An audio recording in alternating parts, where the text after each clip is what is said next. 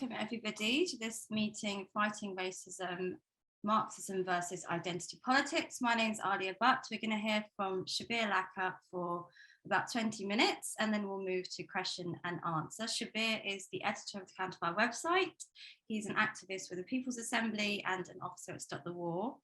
And you may have heard him speaking at last night's meeting on NATO and imperialism. So I'll hand you over to Shabbir.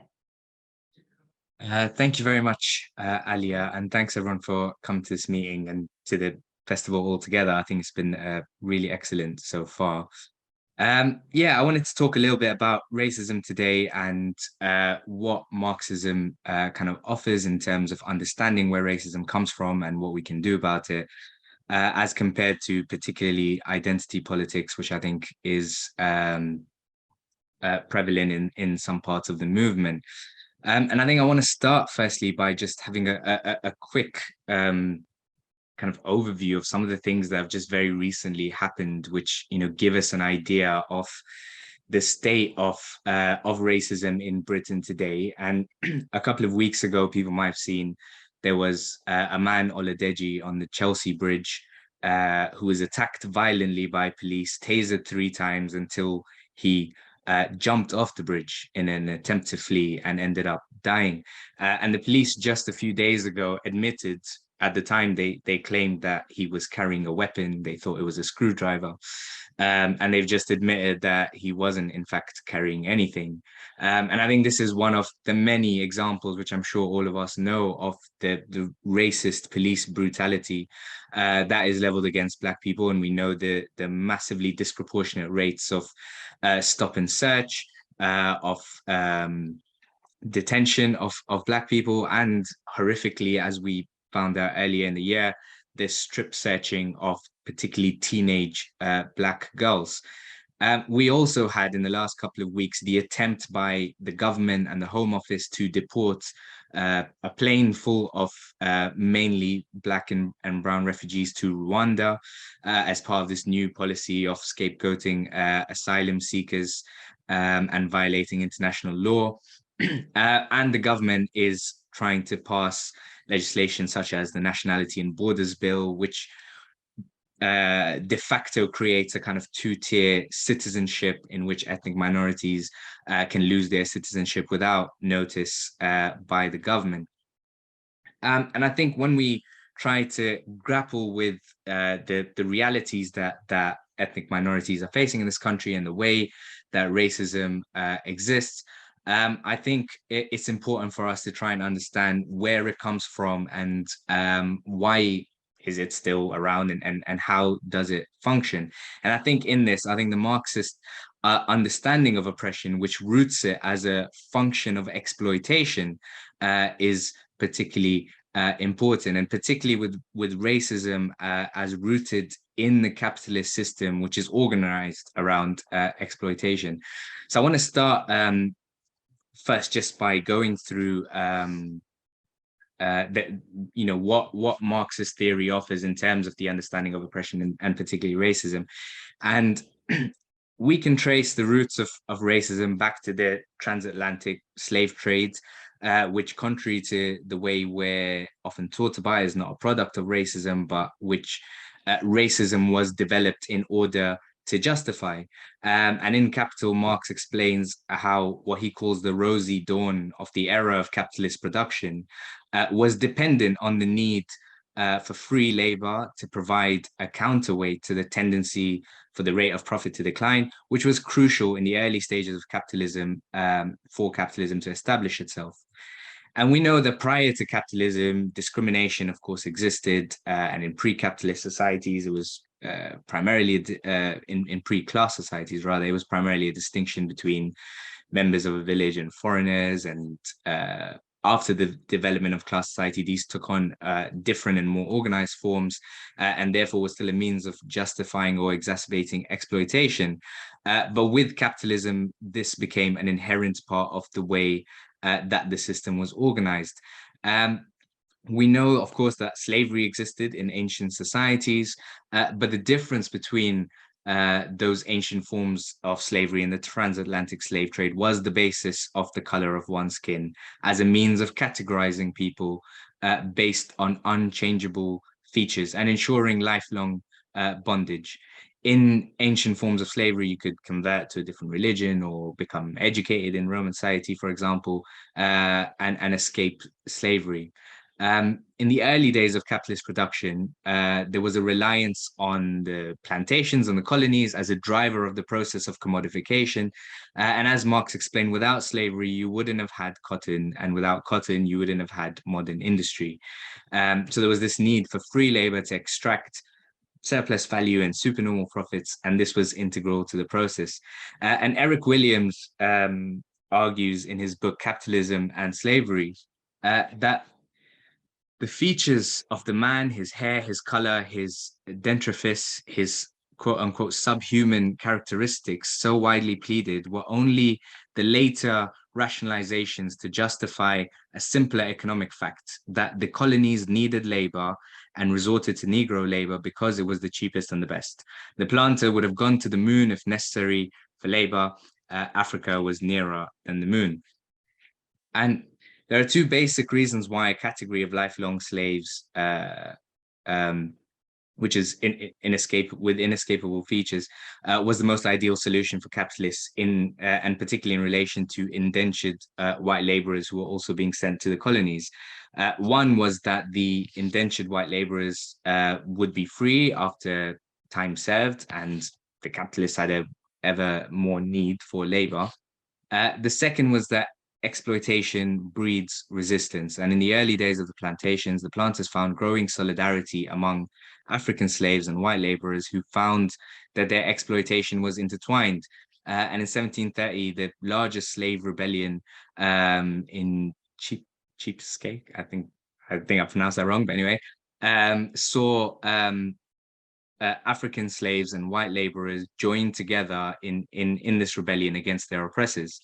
And so racist ideology was created based on kind of previous forms of discrimination in an organized way to create this idea that Black people were a subhuman species, and they had kind of backing from philosophers like John Locke and later kind of pseudo-scientific theories which sought to explain this. And they were used to drive a wedge between the slaves and the white workers. The creation of a Black race, of course, de facto meant the creation of a white race. And this helped to create a psychological effect amongst the white workers in the colonies that they were in fact part of this dominant superior group without any actual change in their economic position. And it's the second point which I think helps to explain how and why racism was maintained as a feature of capitalist exploitation after the abolition of slavery and to this day. And it's more than just a kind of hangover from slavery. It continues to be an integral part of the system. Because racism is used as a means, firstly, to super exploit Black people by paying them low wages, giving them worse conditions, and so on.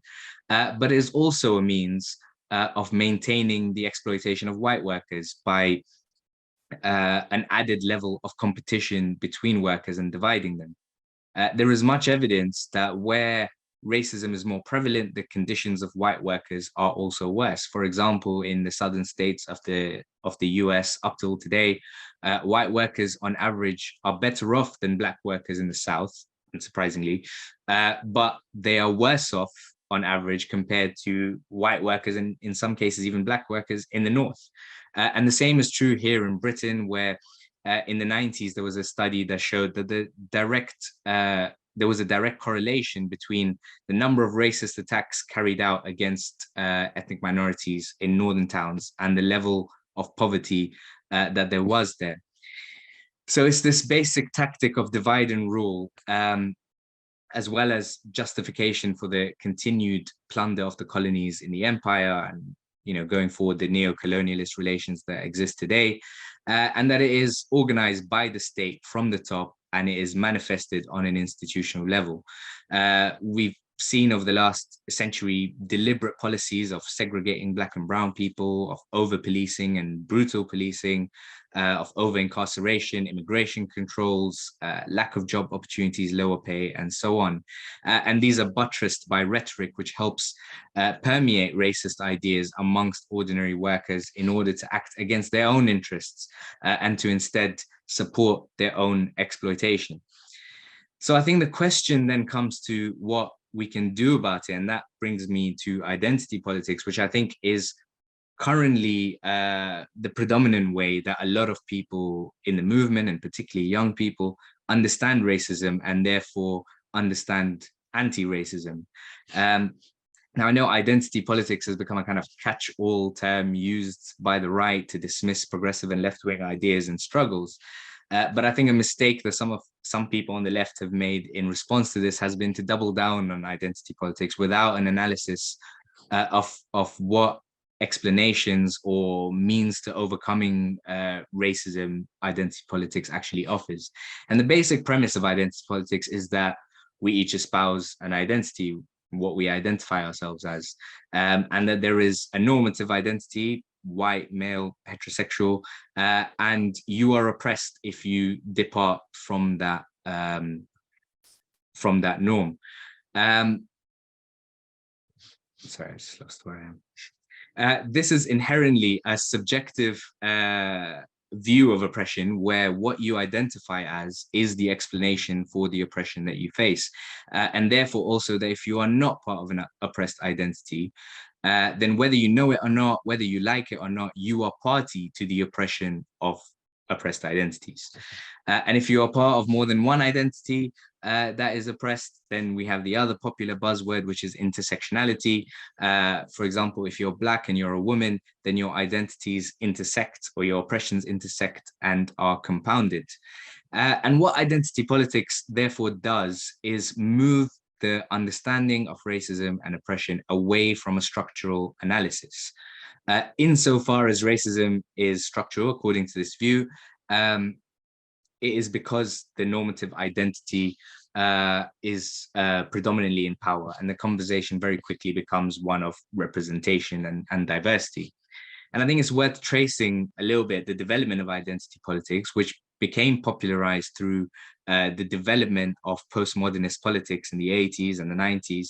And the origin of the term is kind of attributed to the Combahee River Collective from the mid-70s onwards, who rooted their politics in their Black and lesbian identities. But it's important to say that they still understood racism and women's oppression as structural, and therefore their activities were focused on confronting the system. But since then, and I think particularly because of the defeats of working class struggle in the 80s, these ideas have moved further and further away from rooting oppression in the system and away from a class analysis. It was, in a sense, the depoliticization of the anti-racist movements, and which automatically created separate and competing groups of oppressed people and a hierarchy of competing oppressions. And it was in response to this fragmentation amongst oppressed people and amongst the anti-racist movement that the idea of intersectionality was first posited by Kimberly Crenshaw as an attempt to try and understand how these different oppressions intersect. It came as a response to the marginalization of Black women in both feminist campaigns by white women and in the Black liberation movement by Black men. And undoubtedly, it was a step forward towards more unity.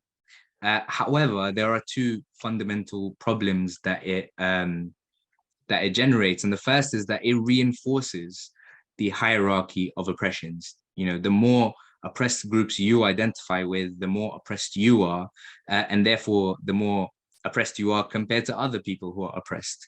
And the second is that it continues to ignore class, or at best it treats class as one of these oppressed identities that people can identify with. And inherently, I think trying to make class into an identity makes it a cultural idea as opposed to a material reality based on your economic position in society. And it's not hard, therefore, to see, therefore, that why the ruling class and liberal reformists can espouse the language of identity politics to maintain this idea that class doesn't have a material basis, but is, whether you have a northern accent or if you drink lattes or whatever. And, you then have the likes of Alan Sugar going on about being working class and, divorcing themselves from their actual material, economic position that they occupy. And the outcome of this is that it separates oppressed groups and leaves them to fight oppression themselves. In his book, Mistaken Identity, Asad Haider talks about his time organizing as a student and how when a radical student coalition tried to organize against police violence on campus against Black people, the reaction was to ask whether that group was permitted to address the issue because it was not Black identified. And so in effect, identity politics mirrors and reinforces the divisions that capitalism creates. I think secondly, it reinforces the idea that non-oppressed groups, in this case, white people, are the beneficiaries of racism. And the term white privilege is now commonplace. And I remember a popular way of trying to explain white privilege with a diagram of a race between two people, one white, one Black, and the Black person's lane in this race is full of obstacles in it. And the idea is that as a white person, whatever struggles you might face, race is not one of them. And this is true, of course, but it doesn't actually explain anything. It doesn't tell us why those obstacles are there for the Black racer or who put them there. It's not the white racer who put them there. And it depends on this idea that not having those particular obstacles that Black people face is in fact a privilege and not the norm of what society should be. And the critical thing missing here again is the question of class. And sometimes Marxists are accused of being class reductionist by arguing the centrality of class in the question of oppression. But I think this isn't true. I think racism as a systemic phenomenon that discriminates against Black and minority people is manifested largely through the prism of class. Black and ethnic minority people in Britain today are overwhelmingly working class. The housing, unemployment, health inequalities, and so on that they face are fundamentally a part of the exploitation of the working class. And racism only sharpens that exploitation. Now, this difference isn't simply a kind of different way of understanding racism or the history of how it came about, but it shapes the response that we have to racism and how we try to overcome it. And I think there are two key issues with the conclusions derived from identity politics that stymie our ability to challenge racism effectively. The first is that following an identity-based analysis, we are led to individualistic solutions, where the means of overcoming racism becomes a question of representational diversity and or about educating individuals about microaggressions or whatever. And of course, representation is not unimportant. And neither is tackling head-on the daily discrimination that ethnic minorities face in their interpersonal relationships. But we live in a society with a government where our chancellor and one of the richest MPs in parliament is a brown man, where the Home Secretary who's responsible for letting refugees drown in the sea or deporting them to Rwanda is a brown woman, where Black, Tory and Labour MPs have led the charge against anti-racist protesters and so on. And capitalism is a dynamic system and is very good at stifling dissent by giving a small section of the exploited class a purchase in their system, just like they did with the white indentured laborers on the plantations, although they didn't even improve their economic conditions. But we've seen time and time again key individuals in anti-racist movements being elevated into positions of power as a means of taming their radicalism and acting against the interests of the broader movement and their communities. And it is this that the Black Panthers, for example, argued against because they said you were setting up a situation in which the white cop would be replaced by the Black cop. And similarly, individually educating people, does nothing to solve the systemic issues and is at best misguided. I mean, if anyone thinks someone like Boris Johnson could, get racism awareness training and, stop passing legislation that harms Black people. It's a complete fantasy because he represents a system and defends the system on that basis. And B, even on the level of kind of interpersonal discrimination, if we accept the fact that racist ideas are pushed down from above, then the ruling class are far better organized and have a far greater ability to maintain a racist narrative than we do to counter it on an individual basis. And the racist ideas have a purchase amongst working people in the first place because of the exploitation that they face. And therefore, any attempt to tackle racist ideas at their root has to start with confronting that system of exploitation. The second thing is that the idea that white people are beneficiaries of racism stops the possibility of solidarity between white and Black people. At best, white people can be allies who apologize for their existence and listen or whatever. And I remember an example of going to one of the initial organizing meetings of a group that had helped to organize some of the first Black Lives Matter protests in the UK in 2016. And I made a contribution in that discussion at the time about why we should support Jeremy Corbyn, who was leader of the Labour Party at that time. And I think it was during the chicken coup when the Labour right was trying to get rid of him or whatever. And the response that I got was, well, we need Black leaders. We don't need another old white man. And while it would be great if Jeremy Corbyn was Black, this is a man who has been embedded in the movements against racism throughout his life and was leading at that time a direct confrontation against the establishment on a radical platform that would have had a material impact on the lives of ethnic minorities and on their ability to organize against racism. That meeting, perhaps unsurprisingly, ended with an attempt to elect a working committee to lead the group, which descended into an argument about who could be part of it. And automatically, white people couldn't be part of it. There was a discussion about whether brown people could be part of it, and that was rejected. And very quickly, it became a conversation about whether light-skinned Black people could be part of it, or and so on. And it just collapsed and basically didn't organize a single thing. And of course, it also completely ignores the long tradition of white working class solidarity in the anti-racist struggles. For example, the extraordinary depth of white working class support that there was for the abolition of slavery, the Chartists in the 1840s choosing William Cuffey, a Black man, to lead them, or the experiences of Black and white unity more recently in the civil rights movement in the 60s, or in Britain in the 90s with the anti-fascist movement, and even in the last 2 years with the Black Lives Matter movement. So I think that a Marxist analysis of racism and oppression more generally is far superior to that which is offered by identity politics, both in its understanding of how racism functions and also as a route to liberation and overcoming racism. And I think that the role that we have to play as socialists is to build the anti-racist movement with the broadest unity on a class basis that we can, and to link it with the other struggles that are facing the working class, which is, of course, multiracial, against the cost of living crisis, against austerity, against war, against climate inaction, and so on.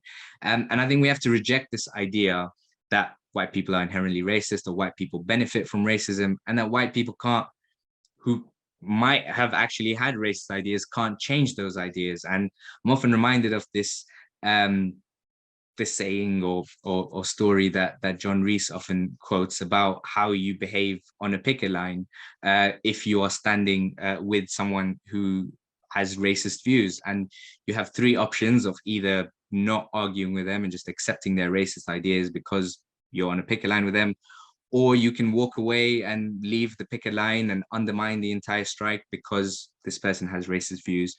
Or when the bosses come, you stand side by side with them and stand up to the bosses, but you argue with them about why they're wrong on these racist ideas. And I think that is the route that we should be taking as socialists, and the most effective route in changing people's ideas through the process of struggle. And I think we've all for example, been really uplifted by the RMT strikes this week, which were brilliant.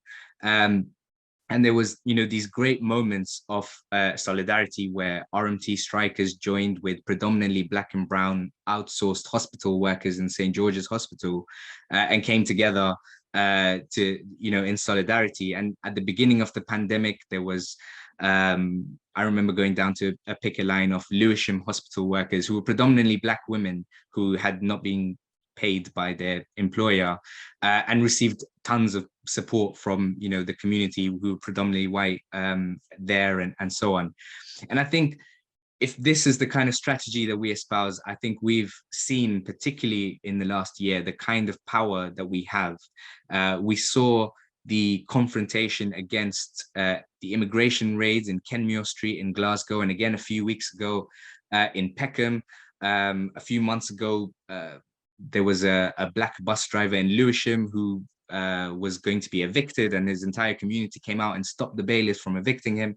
And of course, even more recently, in the last couple of weeks, with the Rwanda flight, with the massive solidarity that there was, which was Black and white, multiracial, working class solidarity and unity that helped to stop that. And I think I'll end just by saying that we're in a moment, I think, of growing class combativity. And I don't want to overstate it, but, like I said, I think everyone's been uplifted, and it's been brilliant to see the fact that Mick Lynch is now a household name, and the fact that, workers are taking action. And, Google searches for how to join a union have spiked by 500% and so on. And I think now is the time for socialist ideas and socialist organization that can bring these arguments into the labor movement and the anti-racist movement and build that working class interracial solidarity, and that can, yes, challenge immediate instances of racist discrimination and whatever that comes up at that time, but which is fundamentally geared towards overthrowing the system which produces it. I'll end it there. Thank you. Thank you, Shabbir, for that excellent introduction and for reminding us of how identity politics can become quite destructive, and lo and behold, a tool of the establishment in destabilizing us even further.